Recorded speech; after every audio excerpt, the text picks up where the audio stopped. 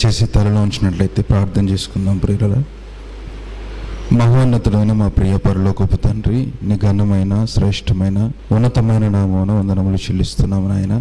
గతించిన కాలం అంతా మమ్మల్ని క్షేమంగా కాచి కాపాడి నేటి ఆరాధన దినమునకు తండ్రి మమ్మల్ని తోడుకొని వచ్చి నిలవబెట్టి తండ్రి మీ మాటలు వినిపిస్తున్న విధానానికై వందనములు కృతజ్ఞతలు చెల్లిస్తున్నాము నాయన. తండ్రి, కొద్ది నిమిషంలో తండ్రి మీ మాటలు ధ్యానించుచుండగా తండ్రి మంచి జ్ఞానాన్ని, వివేచనని, వినగల మంచి మనస్సును ప్రసాదించమని కోరుతూ క్రీస్తు ఉన్నతమైన నామమున ప్రార్థన సమర్పిస్తున్నాను తండ్రి, ఆమేన్.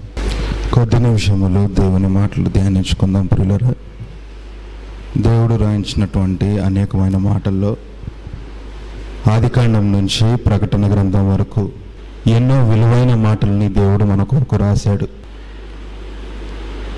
దేవుడు అనాది కాలం మొదలుకొని నేటి వరకు కూడా మరి కోరుకుంటుంది ఒకటే. బైబిల్లో ఉన్నటువంటి మరి ప్రతి అక్షరం వెనకాల దేవుని సంకల్పం ఒకటే, భావం ఒకటే.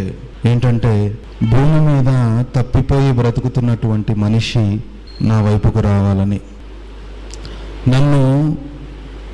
ఆయనను మనము కొనియాడాలని, పూజించాలని, తల్లి గర్భం నుంచి బయటకు వచ్చినది మొదలుకొని ప్రతి మనిషి తనను తాను ఆలోచించుకుంటూ దేవుణ్ణి ఆలోచించటం మానేశాడు. ఎందుకంటే ప్రతి మనిషి జీవితం ఈరోజు బిజీ అయిపోయింది.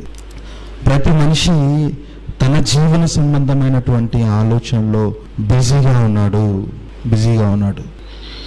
దేవుని గురించి ఆలోచించే సమయం లేదు. ఈరోజు ఉదయం నుంచి రాత్రి వరకు ఎన్నో ఆలోచిస్తుంటాం. ఎంతో పని చేసుకోవాలని ఆలోచిస్తాం. ఇది చేయాలి, అది చేయాలి, నేను ఇది చేసి ఏదో సంపాదించుకోవాలి, నేను ఇది చేసి మరి తొందరగా సెటిల్ అవ్వాలి అని ప్రతి మనిషి ఆలోచన. ఒక్కరు కాదు, ఇద్దరు కాదు, ప్రతి మనిషి, భూమి మీద బ్రతుకుతున్నటువంటి ప్రతి మనిషి ఆలోచన చేస్తున్నాడు. కానీ ఎన్ని ఆలోచించినా, ఏది చేసినా చివరకు దేవుడు అనుకున్నదే ఈ భూమి మీద జరుగుతుందని మనం గ్రహించాలి. ఫస్ట్ దేవుడు అనుకున్నదే జరుగుతుంది. దేవుడు ఏదైతే జరగాలనుందో అదే దేవుడు చేయిస్తాడు. అయితే ఇప్పటి వరకు మనం ఎంతో కాలం బ్రతికేసాం, కానీ మనకు ఇంకా దేవుడి పైన నమ్మకం లేదు. ఏంటండి, ప్రతిరోజు మరి ప్రతి ఆదివారం చర్చికి వస్తున్నాం, మధ్యలో ఎన్నో వాక్యాలు వింటున్నాం, యూట్యూబ్ ద్వారా వాక్యాలు వింటున్నాం, మరి ఎన్నో మీటింగ్స్కి వెళ్తున్నాం. ఏంటి, ఇంకా మాకు నమ్మకం లేదా అని అంటే నమ్మకం లేదనే చెప్పాలి. మనకి ఇంకా నమ్మకం రాలేదు గట్టిగా. ఎందుకు ఈ మాట అంటున్నానంటే ఎప్పుడైతే మనముగా ఆలోచించుకోవటం స్టార్ట్ చేశామో, ఇదిగో దేవుడి మీద మనకు నమ్మకం లేదు. దేవుడి మీద మనకు నమ్మకం లేదు. ప్రతి మనిషి ఆలోచన ఏంటంటే ఆహారం సంపాదించుకోవాలి, మంచి ఇల్లు కట్టుకోవాలి. ఇదే కదండి ప్రతి ఒక్కరి ఆలోచన. పోషణ అండి. ఈరోజు ఇంత ఆలోచిస్తూ, ఇంత చేస్తూ అక్కడెక్కడైనా తన కుటుంబాన్ని జాగ్రత్తగా కాపాడుకుంటున్నాడా అంటే అదే లేదు. మళ్ళా సమస్యలే, మరలా ఆలోచనలే. పొద్దున్న లేచేసరికి గంపెడు ఆలోచనలతో లేస్తారు మనుషులు. ఏంటి బ్రతుకు, ఎటు వెళ్ళిపోతున్నాం మనం? ఏమండి, పరిగెత్తుకుంటూ కుక్క వెళ్ళిపోతుంది, పరిగెత్తుకుంటూ మళ్ళీ వస్తుంది. ఏంటి దాని పని ఏంటి అంటే ఏమీ లేదు. దానివల్ల జరుగుతుంది ఏంటి, దానివల్ల ఒరుగుతుంది ఏంటంటే ఏమీ లేదు. కానీ ఆ పరలోకమందు ఉన్నటువంటి దేవుని గురించి ఒక్కసారి మనం ఆలోచించగలిగితే అండి, ఆకాశ పక్షులను మీరు చూడండి అన్నాడు. మత్తయి సువార్త 6:26 మత్తయి సువార్త 6:26 ఆకాశ పక్షులను చూడి, అవి విత్తము, కోయము, కొట్లలో కూర్చుకును, అయినను మీ పరలోకపు తండ్రి వాటిని పోషించుచున్నాడు మీరు వాటికంటే బహు శ్రేష్ఠులు కారా? మీరు వాటికంటే బహు శ్రేష్ఠులు, గొప్పవాళ్ళు మీరు. దేవుడు మన గురించి మీరు శ్రేష్ఠులుగా నేను మిమ్మల్ని చేశాను అని చెబుతుంటే దాన్ని వదిలేసి మనకు మనముగా ఆలోచించటం ప్రారంభించాము. ప్రియులరా. ఏంటి ఇది సమంజసంగా ఉందా? మీకు ఒకవేళ నమ్మకం లేకపోతే ఇది ఆకాశ పక్షులను చూడండి అన్నాడు. ఆకాశ పక్షులను చూడండి అంటున్నాడు. ఆకాశ పక్షులు ఏం చేస్తున్నాయి? ఎక్కడైనా సాఫ్ట్వేర్ ఉద్యోగం చేస్తున్నాయా? ఎక్కడైనా కంపెనీ రన్ చేస్తున్నాయా ఆకాశ పక్షులు? సింహం ఏదైనా సాఫ్ట్వేర్ కంపెనీకి వెళ్ళిందా? వెళ్ళలేదు. ఎప్పుడైనా అవి పని చేసుకుని ఆహారాన్ని సంపాదించినట్టుగా చూస్తామా? దేవుడు ఎప్పటికప్పుడు వాటికి ఆహారాన్ని సిద్ధపరుస్తూనే ఉన్నాడు కదా. మనకెందుకు లేదు నమ్మకం? మనం ఇంకా పరిపూర్ణులు కావాలి దేవుని పిల్లలారా, పరిపూర్ణులు కావాలి దేవుని యందు. అరకొరగా సగం దేవుని గురించి ఆలోచిస్తూ ఏదో ఈరోజు నాకు ఓకే, నేను ఆదివారం నాకు వీలుంది, నేను వచ్చేసాను, వింటున్నాను, వెళ్ళిపోతున్నాను అంటే కుదరదు. దేవుని ముందు పరిపూర్ణులుగా నిలబడాలి. అప్పుడే దేవుడు పరలోకానికి మనల్ని స్వీకరిస్తాడు. పరిపూర్ణులుగా 100%, 95% ఉంటే సరిపోదా? సరిపోదు.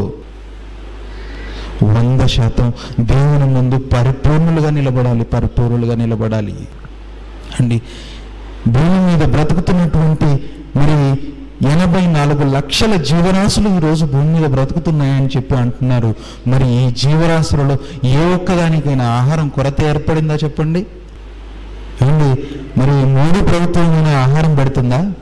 ఎక్కడో జూ పార్కుల్లో కొన్నిటికి వేస్తుంది, ఎక్కడో మరి వన్యప్రాణులు సాగుతున్నటువంటి మరి అక్కడక్కడ కొన్ని ప్రాంతాలలో మాత్రమే వాటికి ఆహారాన్ని పెడుతున్నారు.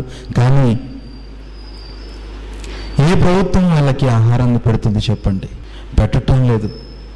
వాటికంతటా అవే కడుపు నింపుకుంటున్నాయి. ఎలా? దేవుడు ఏమండి, అది బస్తాలు స్టోర్ చేసుకోలేదు అక్కడ. కానీ దేవుడు వాటిని కాపాడుతున్నాడు, పోషిస్తున్నాడు. దేవుడు వాటిని కాపాడుతున్నాడు. వాటిని కాపాడుతున్నటువంటి దేవుడు బహుశ్రేష్ఠులుగా మనల్ని చేశాడు. మరి మనల్ని ఎందుకు కాపాడు చెప్పండి?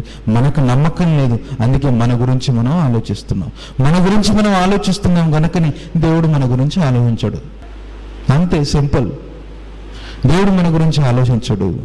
అయితే మరి ఇశ్రాయేలు కాలంలో మరి 430 సంవత్సరాలు అరణ్య ప్రయాణంలో వారు బానిస బ్రతుకులో ఉన్నటువంటి వారిని దేవుడు మోషే గారి ద్వారా విడిపించి ఇదిగో కానాను దేశానికి, పాలుతేనెలు ప్రవహించే దేశానికి వారిని నడిపిస్తున్నాడు.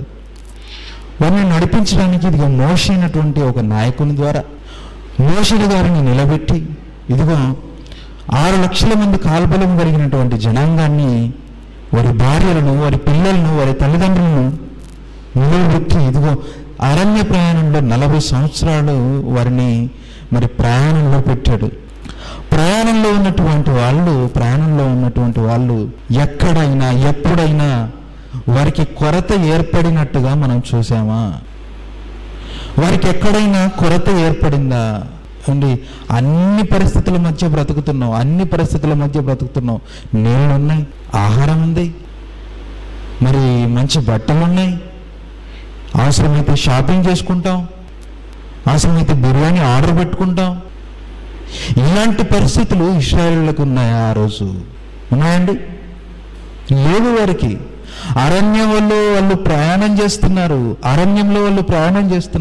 ఆ ప్రయాణంలో నిజంగా జొమాటో లేదు, కానీ వాళ్ళు ఫుడ్ తిన్నారు. ఎక్కడి నుంచి వచ్చింది? స్విగ్గీ లేదు, మంచి ఆహారం తిన్నారు వాళ్ళు, మన్నా తిన్నారు వాళ్ళు. అంటే దేవదూతలు తినేటువంటి ఆహారాన్ని వాళ్ళు తిన్నారు. ఎంత గొప్ప భాగ్యం! రోజు బిర్యానీ తింటే మన ఆరోగ్యం చెడిపోద్ది, కానీ వాళ్ళు మన్నా తిన్నారు. అది దానికంటే గొప్పది, దానికంటే శ్రేష్టమైనది, ఆరోగ్యాన్ని ఇచ్చేది. 40 సంవత్సరాలు మనిషి నడుస్తున్నప్పుడు వారి కాళ్ళకి వాపు రాలేదంటే మీరు నమ్మగలరా? వారి కాళ్ళకి వాపు రాలేదు. దేవుడు ఎంత గొప్పగా వాళ్ళని చూసుకుంటున్నాడు, వాళ్ళని పోషిస్తున్నాడు అనేది మీరు ఆలోచించండి. ఎంత గొప్పగా వారిని చూసుకుంటున్నాడు, ఎంత గొప్పగా వారిని కాపాడుతున్నాడు. కంటికి రెప్పల వారిని కాపాడుతూ ఇదిగో రాత్రనక పగులనక వెనువెంటూ వెళుతూ వెళుతూ వెళుతూ చెయ్యి పట్టుకొని నడిపించినట్టుగా మీకు అనిపించడం లేదా? చెయ్యి పట్టుకొని నడిపించినట్టుగా మీకు అనిపిస్తుందా లేదా? దేవుడు ఎంత ప్రేమిస్తున్నాడు ప్రియులారా. వాళ్ళని ఎవరైనా ముడితే నాకు కనుగుడ్డు ముట్టినట్టే అన్నాడు. కనుగుడ్డు ముట్టినట్టే అంటే ఎంత వార్నింగ్ ఇచ్చినటువంటి మాట ఇది. ఏ జనాంగము తన పిల్లని టచ్ చేయలేదు, చేయకూడదు అని చెప్పి ఆయన ఎంతలా రియాక్ట్ అయ్యాడు. నెహెమ్యా గ్రంథము 9వ అధ్యాయం 19వ వచనం చూడండి. నెహెమ్యా గ్రంథము 9వ అధ్యాయం 19వ వచనం. వాడికి ఇచ్చినటువంటి ఫెసిలిటీస్ అక్కడ మనకు కనిపిస్తాయి. అరణ్యంలో వాళ్ళు ప్రయాణం చేస్తున్నప్పుడు దేవుడు వారికి కల్పించినటువంటి ఫెసిలిటీస్ ఏవైతే ఉన్నాయో అవన్నీ మనకు అక్కడ రాయించడం జరిగింది. నెహెమ్యా గ్రంథము 9వ అధ్యాయము 19వ వచనం నుంచి చదవండి. నెహెమ్యా గ్రంథము 9వ అధ్యాయము 19వ వచనం. వారు ఎడారిలో ఉండగా నీవు బహు విస్తారమైన కృప కలిగిన వాడవై వారిని విసర్జింపలేదు. మార్గము గుండా వారిని తోడుకొని పోయి పగలు మేఘస్తంభమును దారిలో వారికి వెలిగించుటకు రాత్రి అగ్నిస్తంభమును వారి పైనుంచి వెళ్ళిపోక నిలిచెను. ఇంకా కిందికి చదవండి. వారికి బోధించుటకు నీ ఉపకారాత్మను నువ్వు వారికి దయచేసితివి. నీవిచ్చిన మన్నాను ఇయ్యక మానలేదు. వారి దాహమునకు ఉదకమిచ్చితివి. నిజంగా అరణ్యంలో ఏమీ తక్కువ కాకుండా 40 సంవత్సరములు వారిని పోషించావు. పోషించావు అంటున్నాడు. 40 సంవత్సరాలు నువ్వు వారిని నిజముగా ఏమీ తక్కువ కాకుండా, ఏమి తక్కువైంది? ఏమీ తక్కువ కాకుండా దేవుడు ఇస్తున్నాడు ఈ స్టేట్మెంట్. ఏదైనా నాకు తక్కువ ఉందంటే వినడానికి వీల్లేదు. ఏమీ తక్కువ కాకుండా, ఏమీ తక్కువ లేదు, అన్నీ చూస్తున్నాడు. బట్టల ఉన్నాయి మాసిపోవడం లేదు. వాళ్ళ కాళ్ళకు వాపు రాలేదు. అరణ్యంలో వాళ్ళు నడుస్తున్నప్పుడు వారి ఆహారం అసలు వాళ్ళు మాంసం తింటా అంటే మాంసం పెట్టాడు, మన్నానిచ్చాడు. ఏమీ తక్కువ లేదు వారికి. ఈరోజు దేవుడిచ్చినటువంటి ప్రతి దాన్ని అనుభవిస్తూ మరలా మన గురించి మనం ఆలోచించుకోవటం ప్రారంభిస్తున్నాం. ఉదయం లేచినప్పటి నుంచి రాత్రి పడుకునేప్పటి వరకు ఎవరి గురించిన ఆలోచన మనకు వస్తుంది చెప్పండి? ఎవరి గురించిన ఆలోచన?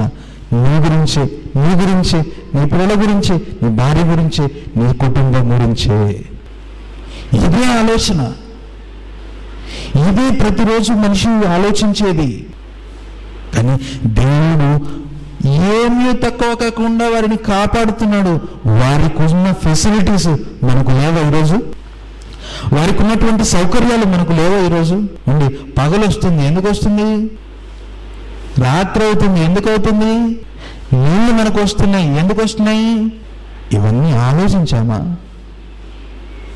దేవుడు చేసినటువంటి ఈ ఆశ్చర్యక్రియలను ఆలోచించకుండా ప్రతిరోజు వాటిని అనుభవిస్తూనే పక్కకు పెట్టేస్తున్నాం. ఏముందిలే, వస్తుంది తాగుతున్నాం, తినేస్తున్నాం, ఇంతే. దేవుడు కష్టపడి మన కళ్ళ ముందుకు ప్లేట్ నిండా స్వచ్ఛమైన తన మనస్సును తెలిపే ఆహారాన్ని మనకు పెడుతున్నాడు. ఏమంటే తెల్లటి అన్నం మన ప్లేట్లో ఎందుకుంది తెలుసా? స్వచ్ఛమైన దేవుని మనస్సుకు నిదర్శనం అది. దేవుని మనసు అలా ఉంటుంది, మన పైన ప్రేమ అలా ఉంటుంది ఆయనకి. ఏమీ తక్కువ కాకుండా మనల్ని కాపాడుతున్నాడు. చూసారా? ఆయన దేవుణ్ణి వదిలేశాము. అంటే కీర్తనల గ్రంథము 78వ అధ్యాయము చూడండి ఒక్కసారి. కీర్తనల గ్రంథము 78వ అధ్యాయము. కీర్తనల గ్రంథము 78వ అధ్యాయము 15వ వచనం. అరణ్యములో ఆయన బండను చీల్చి సముద్రమంత సమృద్ధిగా వారికి నీరు త్రాగనిచ్చెను. బండలో నుండి ఆయన నీటి కాలువలు రప్పించెను, నదుల వలె నీళ్లు ప్రవహింపచేసెను. ఆయనను వారు ఆయనకు విరోధముగా పాపము చేయుచూనే వచ్చిరి అని అరణ్యంలో వాళ్ళు ఎంతమంది ఉంటారంటే సుమారుగా 30 నుంచి 50 లక్షల మంది జనాంగం వాళ్ళు.